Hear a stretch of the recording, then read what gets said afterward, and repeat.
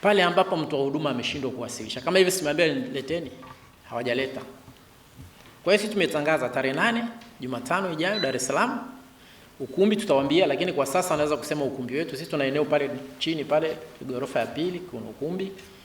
Lakini tutawasiliana rasmi kwenye matangazo yetu. Tumeona tu kwanza tutoe hizi taarifa za awali kwamba tarehe 8 kuna kuwa na kikao cha wadau kujadiliana, kuleta mapendekezo ya nauli. Kila ambaye anataka kufanya wasilisho aletee wasilisho lake LATRA ili tumweke kwenye ratiba. Kama atakuwa hajaleta, LATRA itafanya wasilisho kwa kuzingatia vigezo ambavyo vipo. Na tukishafanya wasilisho sisi kwa vigezo ambavyo tunavyo, nauli tutakayetangaza itakuwa hiyo ndio itumike. Kwa hiyo ni muhimu kila ambaye anaona ana hoja kwamba mapato yake ni chini ya 10% ya mrejesho wa mtaji wake, return on investment, tunamkaribisha sana.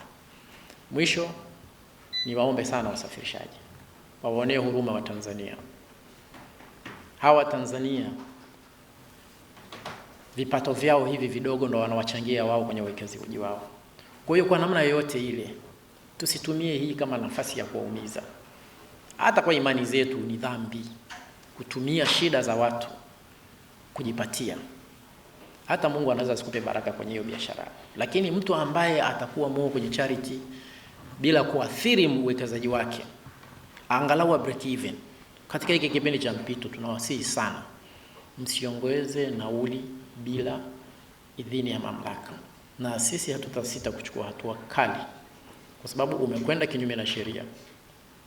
Kwa hiyo tunakuombeeni sana wasafirishaji.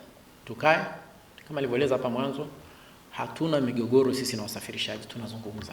Kwa hiyo tukae tuzungumze mezani, tuone namna gani tunavuka katika hali hii, na hatujui mwezi ujao itakuwaje. Kwa hiyo lazima tuwe pamoja, tuwe karibu. Hili ni janga la dunia sasa hivi. Tunachotaka kusisitiza hapa, tuiangalie hali ya Watanzania ilivyo sasa hivi. Hata hawa wasafirishaji watakapoleta maombi yao wazingatie hayo.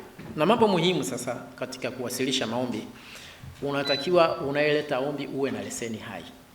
Kama wewe ni kampuni fulani XYZ, uwe na leseni za LATRA kwa usafiri ambao unaufanya.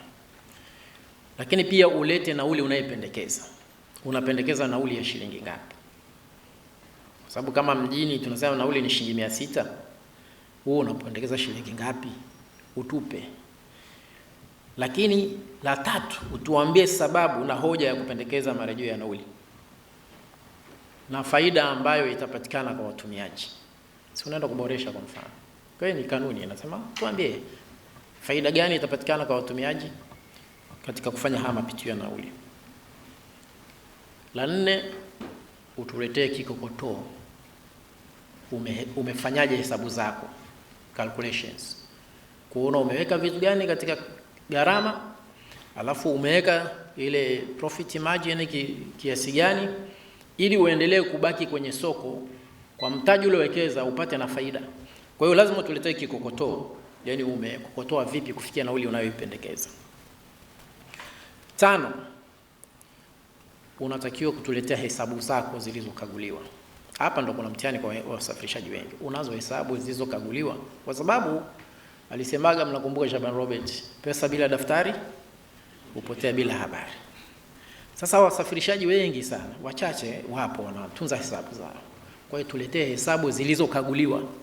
Kwa sababu katika hesabu zako zilizokaguliwa kuna viashiria ambavyo sisi kama wataalamu wa fedha pamoja na wataalamu wa uchumi tunaweza tukaangalia viashiria tukaona wewe kwa hesabu zako na kwa mabadiliko haya yaliyotokea unaweza kweli ukapata hasara au unaweza ukasurvive kwa mabadiliko haya yaliyofanywa na EWURA kwenye bei za mafuta. Kwa hiyo unatakiwa hizo hesabu zako uzilete za miaka 3 mfululizo.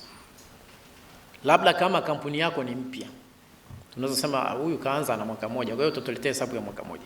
Lakini wako watu kwenye sekta wana zaidi ya mwaka mmoja, tuletee hesabu zilizokaguliwa.